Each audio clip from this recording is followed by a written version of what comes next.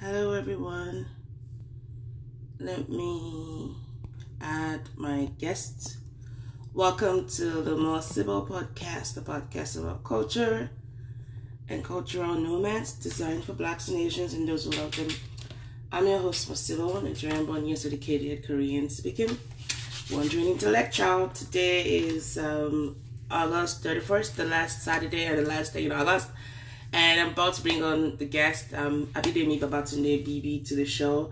And we're going to be talking about single sentence satisfied. And yeah, so this should be fun. I feel like I should do this, more often. Hello. Hello, Leko. Hello, Kale. It's been a while. See my people. Hey, lady.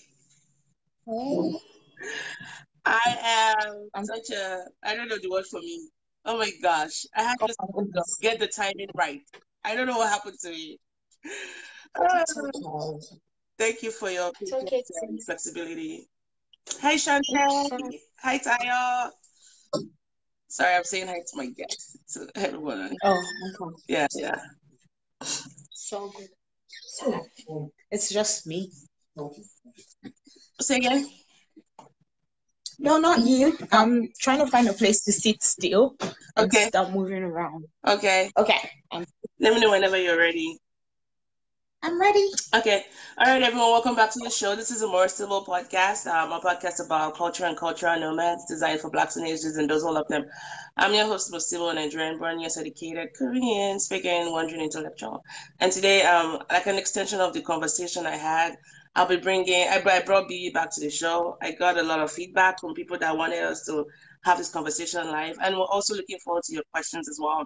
So just a quick introduction. Her name is Abidemi Babatunde, aka Bibi.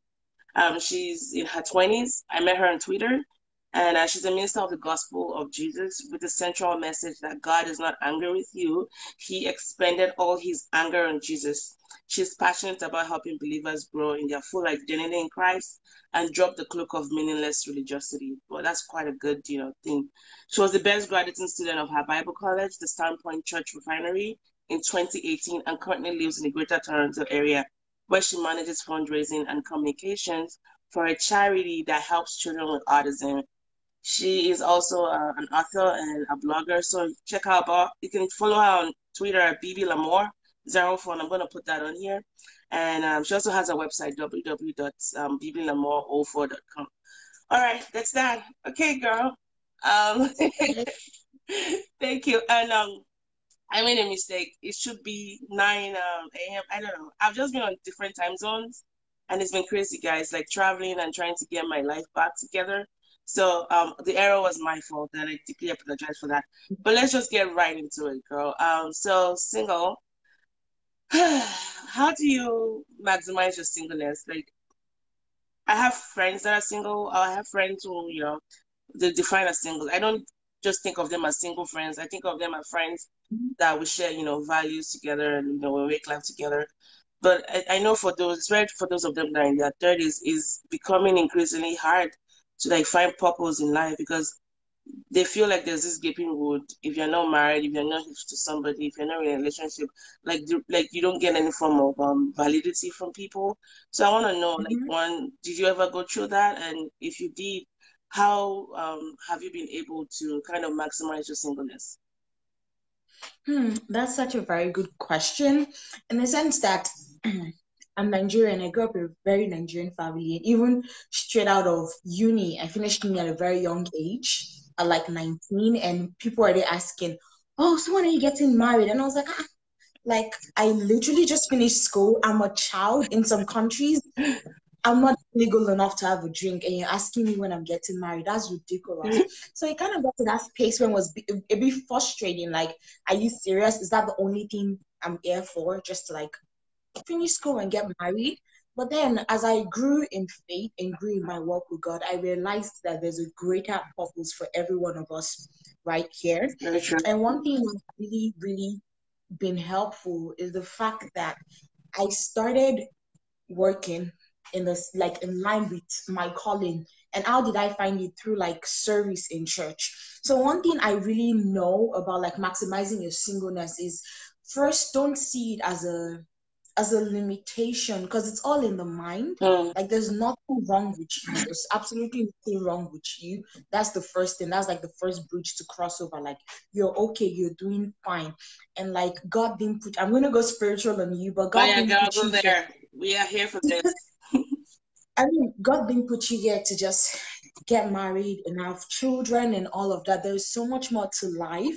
He put you here for a purpose. There's something you've been put here to do that no one else can do. It takes you just the way you're created, your gender, your race, whatever you are, exactly as you are. That's why he created you, to achieve something. So for me, I just say live your life to the fullest. Because most times I'm even guilty of things like that. Most times I like think about things. I'm like, oh my God, I see cute pictures on Instagram about like Bali, and I'm like, oh, I'm gonna go there with like the love of my life. And Mm. I'm like planning all these vacations and oh, like why are you waiting to do all these things with the love of your life? Like, how about you start living life now? Because this is the only chance you get to be you at this point in time. Mm. Single, no kids, nothing. So you have to live life to like the maximum, so that way you don't grow old and have regrets. Because some think about it, when you get married, it's just like you and this person. You can't just be like up and go and like, oh, I'm gonna go to this place today and plan this vacation and just like up and leave. So I feel like we have to start living our lives to the fullest and stop waiting for something to happen before we do everything. Many of us, we have like a list of things we want to do. I'm like, I'm gonna wait till I get married to do this. Like, just start doing it now. Like, what's the worst that can happen? It's in the process of doing all these things you start to like find out more about yourself and understand yourself better. And the more you know about yourself, the more you understand yourself, it makes it very much more easier to meet someone and relate with them, because you know yourself. You're no longer going into a relationship to like discover who you are. It's no longer like, oh, I'm like, it's in this relationship that I realize like, oh, I'm kind of like a selfish person. But if you like, you weren't checking out those sides of yourselves in the past. Yeah. So yeah, I would say like start living life, start doing the things you want to do, start doing things that help you learn more about yourself and like discover yourself, and just start getting active. Like start finding things that you love and start doing it. I'm very sure it's in the place of doing all these things you probably meet someone that you're destined to be with. Not like I believe in like one One person, destiny like one person. person. Yeah. Yeah. That's a different topic for another I time entirely. But you have like, you can't just wait and be like, I want somebody to come before I can do all these things. You got to start doing. You have doing to it start now. doing it. Yeah. Yeah. I totally agree with you. I And I think think that that's answers your where, question. sorry, go ahead. I said I don't know if that answers your Oh, it did, it question, did, but it did. And I wanted to just buttress that point you just made. And I think that's where a lot of married friends can also help single friends, because there's so many things that singles have that married people, can never get back. And that's the gift of time. And some might say, well, mhm, I've been waiting for so long. I have so much time on my hands. When is he going to be here? Like, truly, because no matter how loving your spouse is or how free willy you are, you're hitched to somebody, which sounds good. And the downside of that is that you can't just up and leave. I mean, I like to travel. I like to just go off on my own and explore the world. But I can't do all of that anymore. Like I still do a little bit of it, but I know not in any capacity as someone that, doesn't have someone that they're responsible for, they're accountable mhm, towards. So yeah, you're right. Whatever you want to do, just do it now. Like fine. Think of it like when you get married, you can still do it with that person. You can even become like an expert in that area, like traveling, doing missions, absolutely. volunteering. You might even find that person on the field or not. But you've given so much into who you are that you're not really trying to define yourself through the lenses of a relationship. And I think that's why we all get it wrong. Even when I was single too, I'm sure I held back in doing some things because I just thought, you know what? I want to go to Paris with somebody that I like. I don't want to go by myself. But what's wrong with going to Paris by yourself, enjoying, just And exploring going when you find the person that you like as well. exactly. I like, I'm the person I like, right? That's so true. So I think that also the gift of spontaneity, like just being Hmm. spontaneous and just going off. A lot of married people don't have that, especially those with kids, or those with people that are responsible for, like maybe parents that are taking care of, or a spouse that needs to they need to be there. Maybe they are invalid or busy lives and all of that. So there's so many ways to look at it. Singleness is not a disease. It's not shouldn't be viewed as a limitation. And I think that even Mm-hmm. the church as a whole still has a lot of work to do as far as promoting the virtues of how each and every one of us, regardless of our orientation, whether we're hitched or not, how much purpose we have in furthering the gospel and expanding the kingdom of God. Absolutely, absolutely. The church has a role to play in all this as well, because it's sometimes I feel like we kind of talked about this the last time. It's kind of seemed like, oh, when you reach a certain age, everything you want to be told is marry, marry, marry, marry, marry. And I feel like we have to be more purpose driven than marriage driven. Because then some people actually Mm, do get married and afterwards they're like, now what? So all my life, all my 30 years of existence, I've looked up to this very moment. And now I'm married. What's next? very true. That's not a very it's not a very good feeling, because then it's very easy for dissatisfaction to like creep in easily, and you're like, oh, I thought this was going to be like the Promised land. yeah, the height of like my whole Uh-uh, existence, and now uh-uh. it's like, oh, so this is me and you. But Yeah, yeah. And so true. if you if you find something to start doing, if it's like something in line of like the purpose you've been called, it actually makes it better, because then when you meet someone, they turn out to be like your purpose partner. And when you get married, you're not stopping to ask each other, so what's next? Because Mm-mm. you already have You things have you're the doing. plans. It's all there in Oh, the you got that. blueprints. Yeah, so So true. now, So mhm, true. So true. And I think that that's where a lot of people struggle. And I say this coming from a personal experience, where you derive something from your spouse, what you should have cultivated in yourself. Then your spouse mhm, becomes that one-stop shop for all of your emotional needs because you haven't learned how to be, emotional mature in some areas. They become your mhm. psychologist, they could become your therapist, they can help you fix your daddy issues. Like, no, Sounds like like sister, brother, mhm, no, like uh you need to have cultivated that in yourself. And of mhm, course that can lead to like trouble in the relationship. So maybe just taking this time to, learn about what makes you tick. What are those currencies in your cupboard? What haven't you really explored in your life? Financial responsibility, how to be able to like oh, manage your money, how to be able to manage your time, how to manage yourself. Do you feel comfortable just being alone? Do you enjoy your own company? Do you love yourself mhm, when you look at yourself in the mirror? Things like that. Your spouse shouldn't be the one that you rely on to fix all of those gaping holes in your life. I mean, Jesus can mm. fix it, but not your spouse necessarily. It's so interesting that you mentioned that, because most times when you see like cute Instagram captions that, oh my God, my boo is my ride or die, is my all in one, and I and ride I'm or looking die at with it, somebody. I want to like, leave. it sounds exhausting, man. Like it sounds like I'm exhausted to be that person's boo. Like this, like it's so you like I feel like that person that is being described is Jesus. It's not like you. Like, No. it's like so much expectations on someone. And I feel like that's why many times people, especially women, we get disappointed very easily.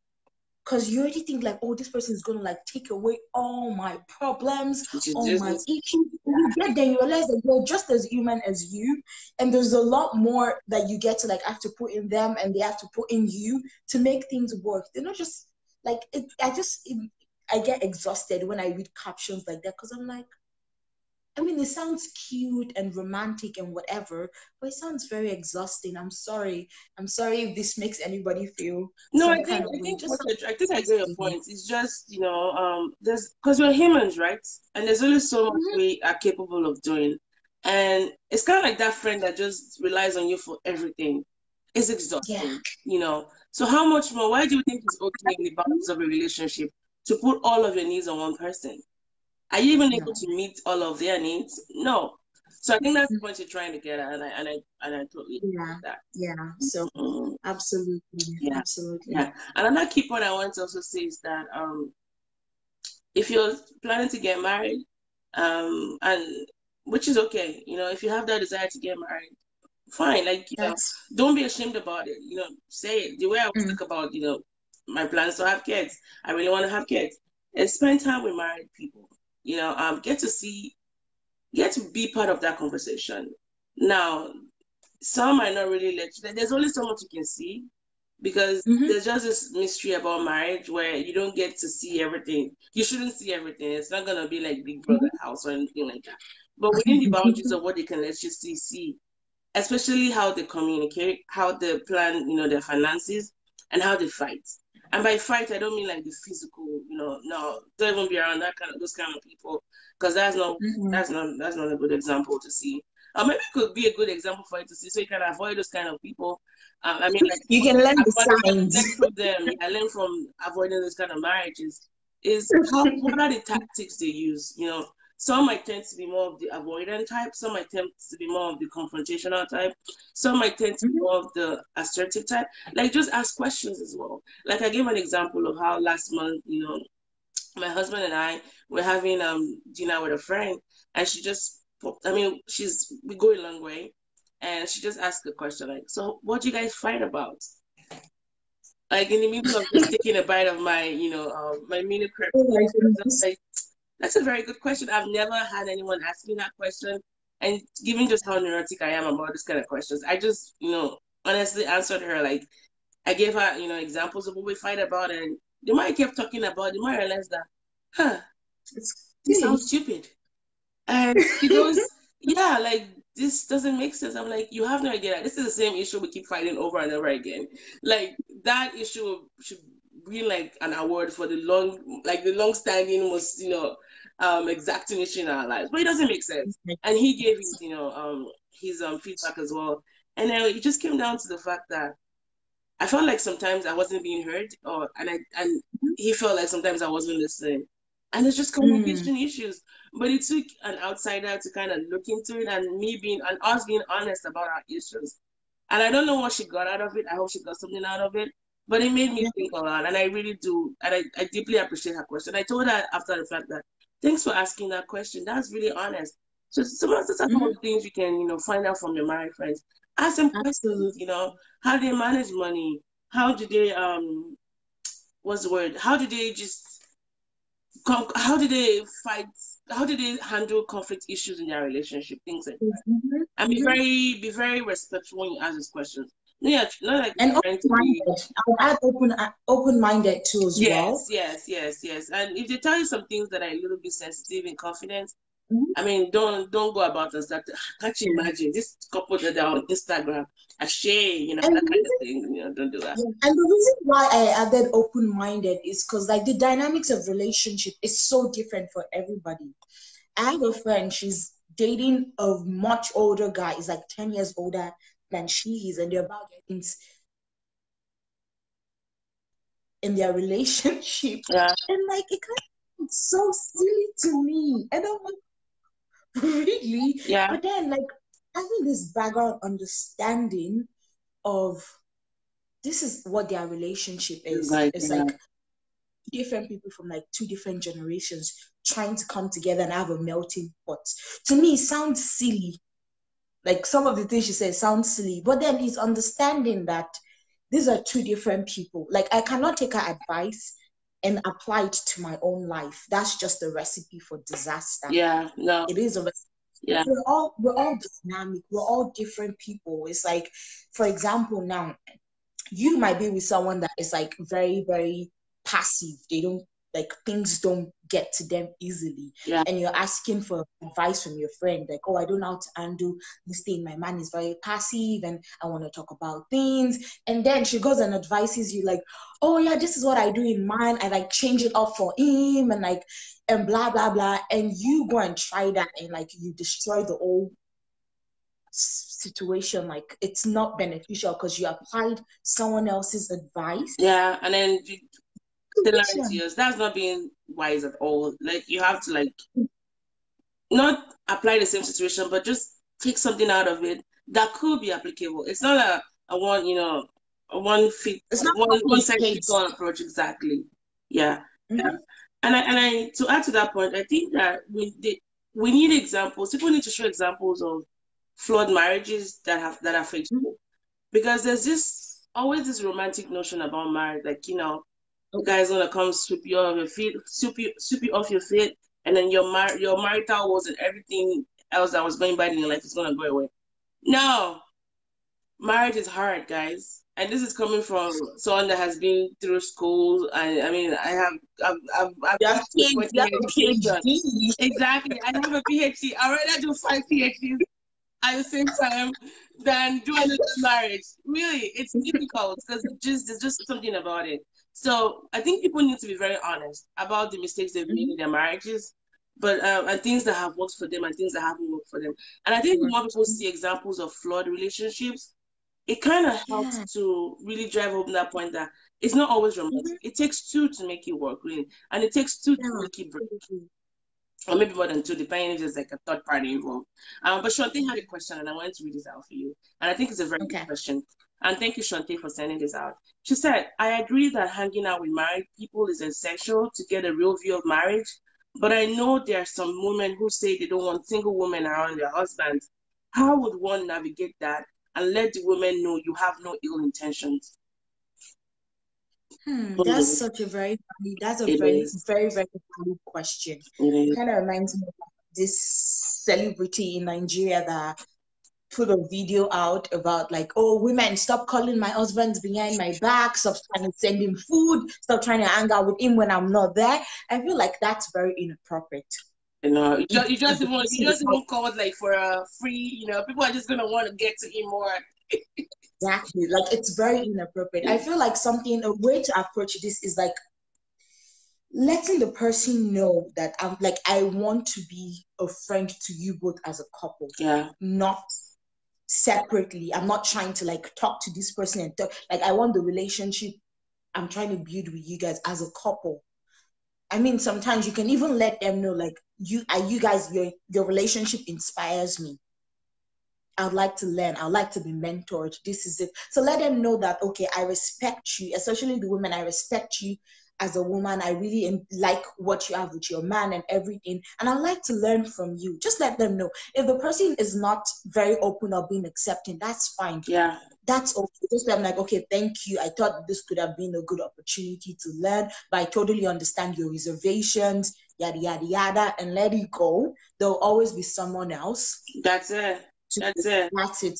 Don't just push it because I know some women can be very touchy about like having that kind of relationship. But I believe like if it's very neutral, if it's very, very neutral, not like you be sending like you be trying to do cut corners between couples and things like that. Yeah, I personally don't see any issues with it. yeah. Because I think if you come with that angle of I respect you, I like what you have going, I like what you both have built, I'd like to learn, I'd like for you to like teach me stuff. I don't see why anyone would have issues with it, but then again, people are different, People are so different. I agree that's with that. I agree with that. And I think even though sometimes you can come with that kind of intention, like I love you guys as a mm-hmm, couple. I like to learn from you. The wife or the husband usually is. I think it's the women that have issues with this. They might be like, no. mm-hmm. I find women with women, same. Some men can have issues with their like their wives having like male friends. Um, it might be something deeper that you might not even be aware of. Perhaps there's a trust issue between them. So it might even be like a saving grace for you not to be involved in that kind of Yeah, situationship. yeah. And It's a good thing that you mentioned that. here's my philosophy: like I tried to marry. I mean, I married somebody that I don't have to worry about if they were left by themselves. We're gonna just be messing around or something like that. When I thought about the issues I wanted to cope with in my life, this was just not one of the things. So it had to be vetted in that area. Now, some things that happen, maybe the person you thought was gonna be faithful isn't very faithful, and you've become so guarded. There could be issues in your relationship, like I said, that you as a third person coming in, you don't even want to be involved in. So whatever their wishes are, even though you've shown your intentions, you've said, "Hey, I love you guys as a couple. I want to learn from you," and maybe one person is not comfortable with it. Fine, go find somebody else. Like Bibi said, you don't have to stick with this couple. Don't Yeah. just go find somebody else. But I mean, there's so many layers that I don't want to go into without sounding like bragging about my husband and all that. But It's okay, we'll let you brag a bit. just just go find somebody else. And I do agree with that. Sometimes I feel like as married people we tend to be like we exclude our single friends. Like all of a sudden they're not Mm-hmm. good for us. Meanwhile they came for your Oh, wedding, they spent all of that money on your wedding, and then bam, you cut them off like cold turkey. I don't like that. No, I don't yeah. agree with that. I have tried to stay friends with, some of my Mhm. single friends, and some just drop away, just Yeah. action. I had there was no way to bring them back for whatever reason. Mhm. But I think it's still good to keep that conversation going. Except if you stole your Absolutely. friend from you stole your husband from one of your friends. That's when you need to like lock him up, sis. Lock him up. But don't cut off your friends. You need people, whether they're single or not. You Don't need take single friends. friends Oh my like, goodness. oh, all of a sudden you're too cool for the club. I don't want you anymore, No. my husband. Like seriously though, we were friends before you got married. All of a sudden I'm not too good for you anymore. So that's Mhm. that. Yeah, Tommy, it's interesting that you mentioned that because I've actually had stories from like single girls saying that, oh, since my friend got married, she suddenly feels like she's too cool for her. Yeah, And that kind of, and I won't even like, that kind of scares me a little bit. Because I'm like, is it like the wind, or is it when you said I do, there was like a shift? Like, but these are your girls. They were there when you're going through bad relationships and you were crying and heartbroken. They were like since college and everything. And now because you got married, you're too good for they're too good. No, come on. I yeah, mean, it's okay. And this, I actually did a post on my blog a while back about like friendships and seasons. yeah, And I kind of talk about like sometimes people are in our lives for like a particular time. And it's okay if it fizzles away. It's okay. Because sometimes they God put them in our life to achieve a certain purpose, a certain goal. Maybe they're in your life to like help you with your self-confidence or help you with something else. But after a while you see that it fizzles away. I mean, yeah. it's not like there's any beef between both of you, but like you just know that the connection is not there anymore. Anymore, yeah, That's fine. yeah. But I feel like as women, we have to be very intentional because you get a boo now, and life is all about your boo, and you're gonna leave all these people Oh, that yeah, you grew up yeah. with, know you. Like we have to do better. And then you have kids, and then you call them again. Hey, I'm having a baby shower. Oh, really though? Come Like on, really? because the thing is that you need them. You need a night out. You're gonna have kids and family and all these things. But sometimes you may just be exhausted and be like, you know what, I actually want to do something with my girls to make me feel good. And then you Yeah, realize through your phone and you're like, oh, I don't have any girls that are my friends exactly, anymore. exactly. And then that's when the whole stress becomes like you're giving your spouse becomes that person that has to feel all of those needs for you. And you shouldn't be friends with people because they are married or single or whatever. Friendship should be based on shared values, right?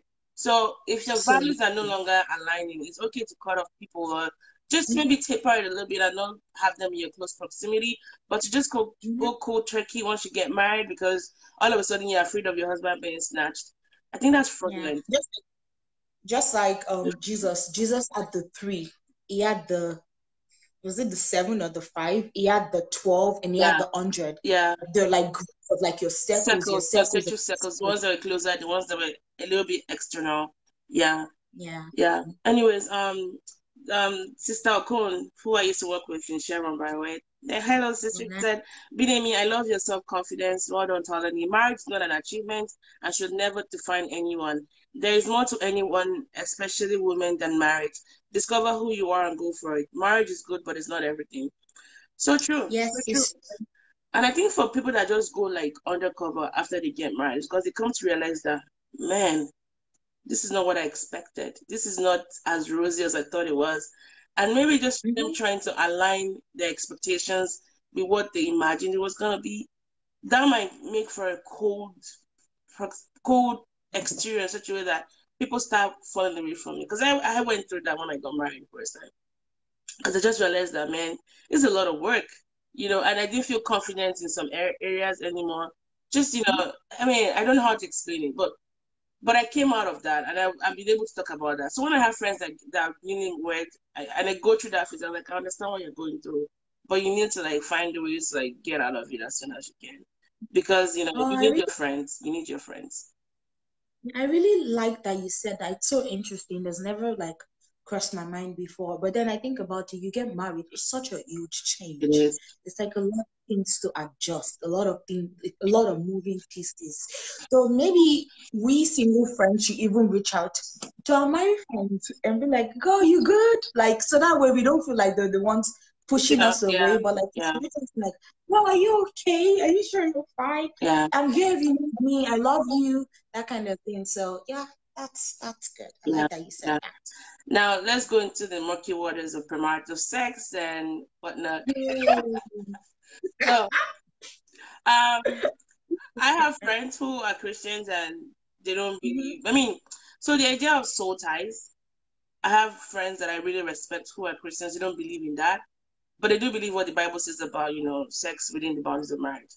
But here's what I Mm-hmm. believe before I got married. Like when you have sex with somebody that like when you have sex with somebody, there's a part of you that stays with. Apart from the fluids that are being exchanged, I feel Mm-hmm. like there's a part of them that stays in you, and then a part of everybody they've been with also stays with you.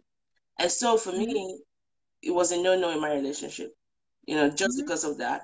Now, I'm not here to say, oh, if you're having sex right now, then you're going to hell or anything like that. No, that's not my message. It's just I know, like not like I know, I feel strongly that sex, because a lot of things in relationships, especially Mm-hmm. the clarity to like think clear. And these are relations that are not well defined, like the boundaries of marriage. It's such a Mm-hmm. beautiful thing. Like sex is such a beautiful thing. I'm saying that now, Mm-hmm. and I'll always keep saying that. But it needs a boundary. So when you're in a situationship where the sex is so powerful, and which is always a powerful force, it doesn't make you give you time to like think about if this is the person I need to be with. And so, but I want to hear from you as a single person. What's your take on sex before marriage? Do you Mm-hmm. agree that it's good? Some the argument for it to be like, well, before you get into a car and drive, you need to test drive it. I need to test drive this guy to be sure that he's good for enough for me. I need to know that this girl can like handle my libido. What's your take on that? I'm curious to know.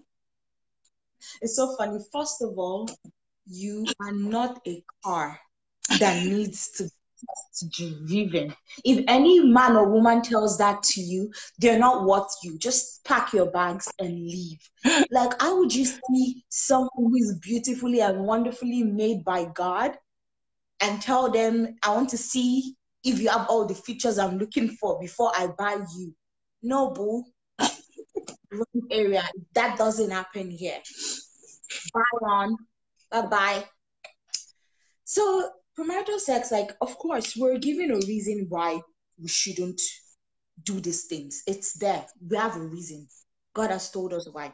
The Bible says, I don't know, somewhere in Romans, that I beseech you, therefore, brothers and sisters, that you present your body as a living sacrifice and all of Well, that. yeah. See, premarital sex, rather, sex was given created by God. Sex is not dirty.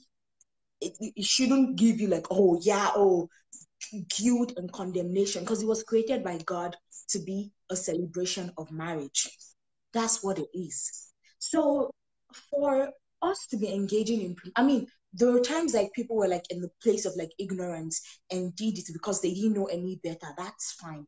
But now, as a grown up, you know better. Premarital sex makes things so much more complicated because your sense just like goes out of the window.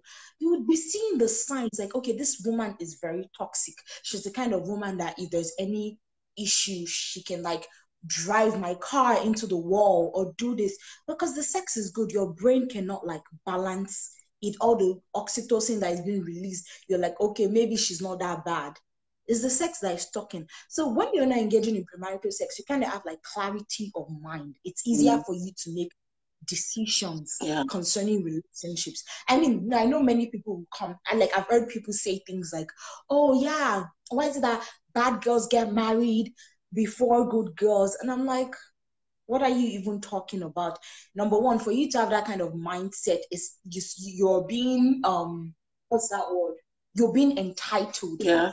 to a man or a good relationship because you're good, because you're a virgin, because you're this. No, that's not what it's about. There's a lot more to getting a relationship and keeping it than virginity. So we shouldn't have mindset like that. And number two, are you in the marriage with them? Mm. Do you know what's going Like on what in they're your going marriage? through, the challenges they might be Do you know having. do you know what she's going through? Do you know what he's going through? No, you don't. So we have to stop using like worldly yardsticks to like compare our life. I feel like if you're religious or non-religious, like abstinence, celibacy is the way to go, because it just it clears your head, it clears your mind. When you're meant to be making practical decisions about, is this person even worth it? Are they even toxic? You can go into it with like a clear mind. It's not going to be a case of like, oh, but it's toxic. I kind of slapped my phone off my hand the other day, and the sex brain is telling you, oh no, it's not that bad. Remember when this and you really liked it and you called your friend and all of that, like you're back again, like, oh, maybe it's not that bad, because the signs were there. Like if you ask people, like I've had conversations with people that they like, now for example, I have a good friend. She actually had to like take a break from her husband. They were separated for a while, and we had to like pray and counsel and everything. They're back together in a good place now. And sometimes I sit down and ask her, like, did you see the signs of like these bad behaviors when we were dating? She was like, yeah, I did, but like there was nothing I could do about it. I was just like, it would change, it would change. And I was like, what do you think were like the factors that caused that? And she was like, I think one of the things was like sex. Because I remember it was Pastor Mike Todd that was saying that to God, it's not when you say I do, that you make a covenant. Like it's when a man and a woman have sexual intercourse. That's like a sign of marriage to them. Rather to God, then He bless. So it's like when you have that intercourse, you've kind of like exchanged fluid and you're kind of like this. So imagine what kind of reasoning we want to like separate it. It's situations. It's only, sorry, my notification came down. It's only people in like really dicey situations that most times it takes like external influences to be like, girl, this guy is toxic. And sometimes you find some men and women even defending their toxic partners because they don't want to say anything, because they know once they tell a third party, the person will be like, that doesn't sound right. So to them, they're defending it. And it all boils down to that sex that you've had. It makes it difficult. It clouds your judgment. You don't know what to do. You don't know how to behave. You're just like, you need like an external force. Like girls, boys, maybe start praying to God. Like, God, if this relationship is really not for me, like just break it, because you know I really can't do this on my own. And it's just murky waters. Like just take yourself away from. Like just go into it with like a clear and sound mind. Observe the person, see if this is even worth it and everything. And this is not to like condemn anybody that is engaging in this or anything. No. Actually, to encourage you to be like, you know what, if you guys really love each other, if you can both agree and be like, you know what, let's do this celibacy abstinence thing, even if it's to give yourself a goal and be like, okay, we want to start our relationship on a good foundation, even if we've not been very good in the past, but let's give celibacy and abstinence thing a try. Let's see if this relationship is even what it is. I'm sure if you're willing to commit to each other and you love each other, it's very, very possible. But for premarital sex, just stay away from it. Just stay away from it. So you don't make decisions out of lust and sexual desires. You don't make permanent decisions like marriage. And when you get into the marriage, you feel a little bit like dissatisfied because you don't know what you've gotten yourself into. So I just feel like it's just what we should leave. And there's something I heard one time, like, why is it that before you get married, you can't take your hands, off of each other? And then once you get married, it's like, honey, I have a headache. Honey, not today, And so I thought I was on it one. John Papa is one of the Christian authors that I like. And he said this about sex and marriage. He said, another reason we save sex till marriage is that marriage is a covenant, is a picture of the covenant between Christ and his church. And sex in that picture is the most exquisite pointer in the covenant relationship to the indescribable pleasures that await our full fellowship with Christ in the age to come in covenant to Jesus. Sex outside marriage is a lie about Jesus and his relationship to the church. It's a lie about where ultimate joy is to be found. Absolutely. Absolutely. Yeah. And Shantae mentioned one of your points, said you're not entitled to a good relationship because you're good or a virgin. Yeah, and I think a lot of us, we fall into that trap. Like, if I've saved myself to up until marriage and all that, then I should have like the best relationship. You still have to put in some work. Good for you for being faithful and all of that, but it's not like a ticket to having the best relationship. More than that, How is your temper? How is like I just feel like once you start having that kind of entitlement in your mind, it's not very good. Like there's a lot of other stuff to work for. Wow, it's beautiful that you've kept yourself, but there's a lot more to be done. There's a lot more work. Like it's not a oh, you kept yourself, there you go, a perfect husband. Like doesn't work that way. Yeah, yeah. And I think And it's women gonna should stop having that mindset. very true. I was gonna go down another point. So in most of the church programs we have, it's about singles nights. Singles come out, Mhm. let's lay hands on you. We make it seem like It's funny it's because the I think woman's they're going fault to she's want not it. married. What do you think the church can do to change that narrative? I'm here to see a brothers program where they'll tell the guys, well, I haven't been to any of the brothers program, but in church where they'll just say, if you want to get married, if you're a man, come outside, let's lay hands on you. Why is it always on the sisters? Like, didn't the Bible say he who finds a wife finds, So it's a good not thing. she who finds a husband, right? Oh Sorry, my I'm goodness, getting a little that's bit heated about hilarious. this. Yeah, the whole marriage thing is very, very marketable to the woman because since you're a little girl, they're telling you, "Oh, is But that what you're that's gonna do when you get to your husband's house? This husband that all like the whole marriage institution is like yeah. so marketed to the woman.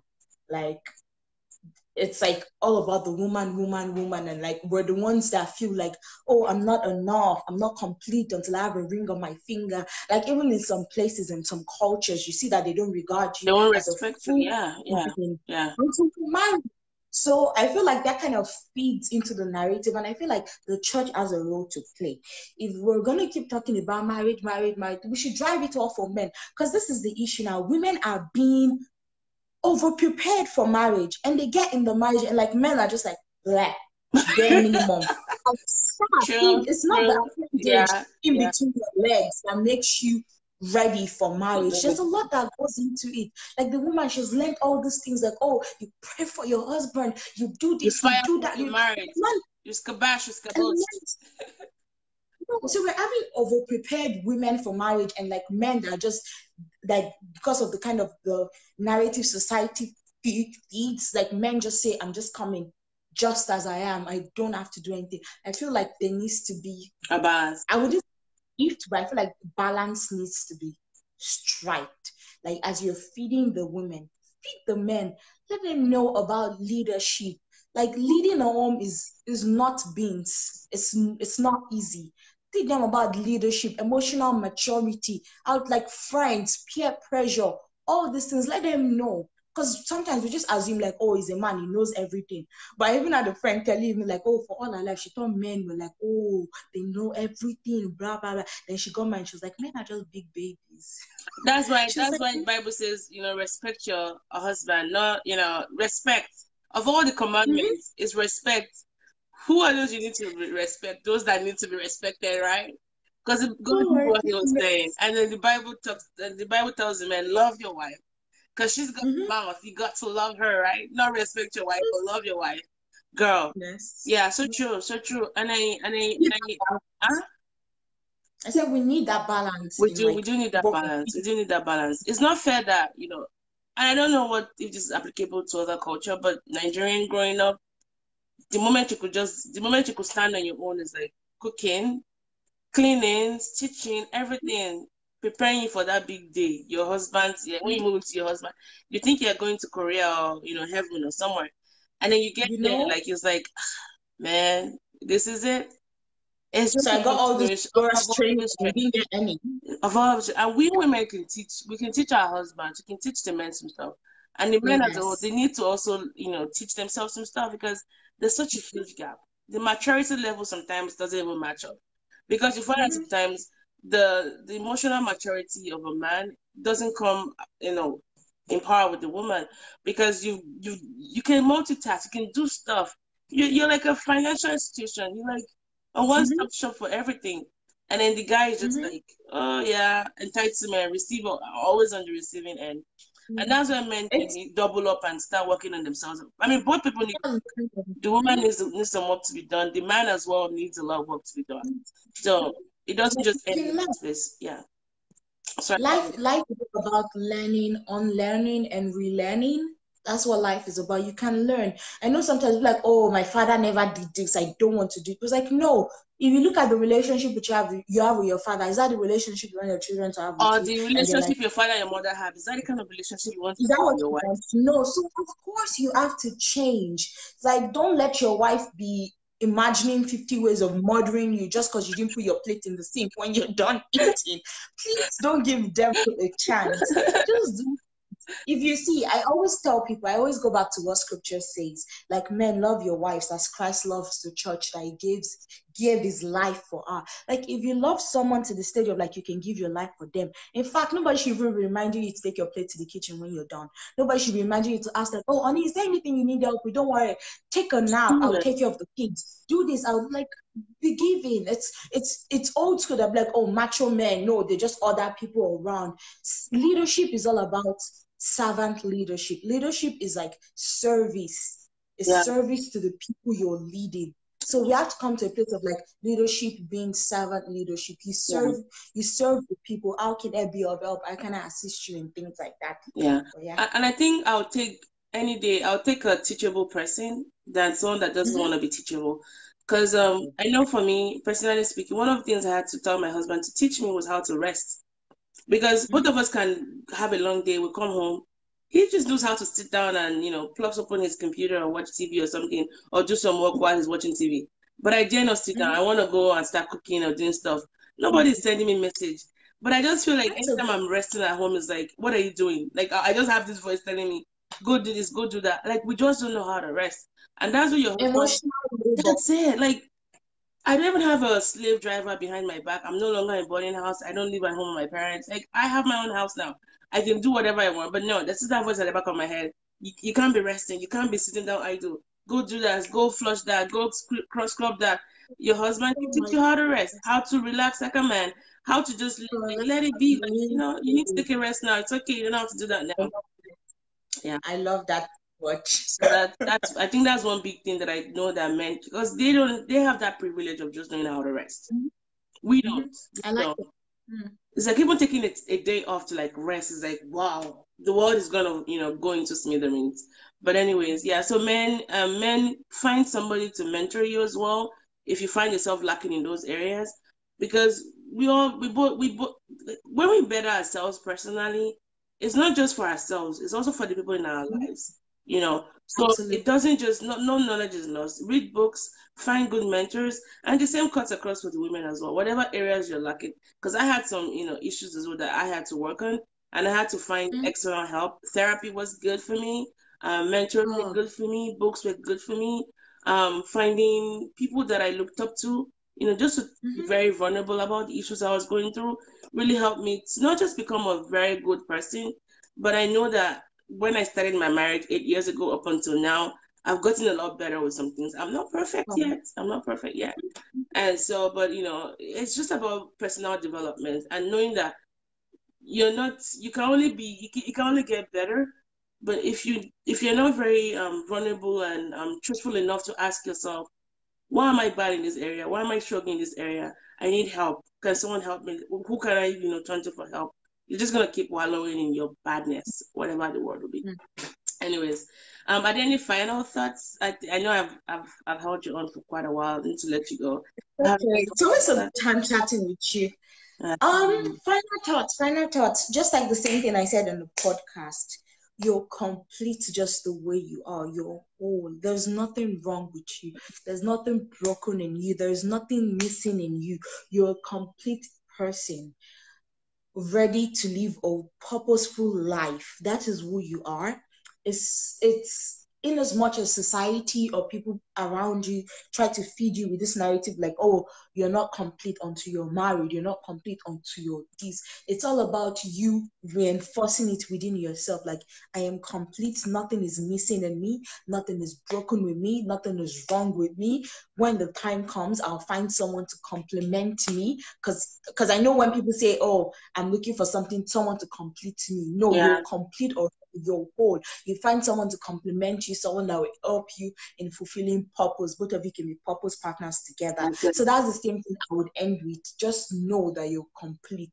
Nothing is missing, nothing is broken, nothing is wrong with you. I agree. So I agree. So true, so true. And I know that whole "You Complete Me" was from Jerry Maguire. Very lovely movie, but unrealistic plot, by the way. Only Jesus can complete you. Your spouse cannot. Sorry, Oh, sorry. I mean, I love my husband, and you guys know that, but he doesn't complete me all the time. And the more I want him to complete all these little, because I'm like a leaking faucet. Every area about me is leaking. He can't do that. He cannot do that. Kelechi wanted to ask this about you. So he wanted to ask about autism. Any way you can. Oh, can you tell us a little bit about that? And yeah, how to make a donation for your autism stuff. Is it okay for me to put that okay. link on there for those that might want to? Yeah, yeah, yeah, Okay, I'll go ahead and for do that sure. now. But go ahead and tell us a little bit about your. Nice. So I do communications and fundraising for a charity organization here that helps with educating children with autism. So what autism is, it's a spectrum, it's a neurological disorder, neurological like your mind, and it's a spectrum. So there are different levels to like autistic children. There's a high functioning one, some are low functioning, some are verbal, some are non-verbal. So for most of them, it's like exhibited in different ways. So you meet one person with autism, you've met one person with autism. It's not like it doesn't apply to everybody. So it's really it has a lot to do with like communication. Most times, a person with autism, they have like all these thoughts in their mind, but like how to express it can be like very, very terrifying. So they have to learn. They have to learn how to express themselves, how to live life, how to relate with people. I Hmm. mean, I've heard stories of like kids that rather than asking their mom, that mom, can I have a cookie? They rather stack up 50 chairs, climb on the chair and get the cookie. And they can fall and injure themselves, but they don't have like a sense of these things.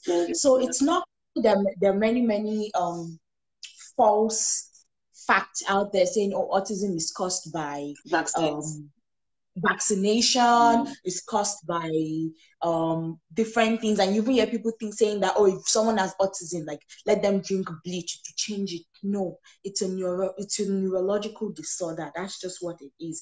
And because someone has autism, it doesn't mean they are different or they are less. It doesn't mean they are less. They're just different. They understand things a different way. They Differently process enabled. things in Yeah. different ways, and they should be fully entitled to human rights, like all the human rights that they desire. They should be entitled to where they can be educated to relate. Like where I work, we've had kids that come in on their first day, they can't talk, terrified, hiding behind their mom, don't want to go Yeah. anywhere. Some crying, screaming, kicking, just because they don't know how to express themselves. So what we do is like we bring them in, and through ABA therapy, which is applied behavior analysis, they're able to learn things. So each week they have like a task. This week it can be like, okay, you're going to learn how to like use the bathroom yourself, or brush your teeth yourself, tie your shoelaces, things that come to neurotypical people, which is like us, easily, like how to tie your shoelace, how Yeah. to do this. It doesn't come easy. So they have to learn it. Mm. And the aim is for them to like get a lot of therapy and to be able to live a full life. Unfortunately, not everybody will be able to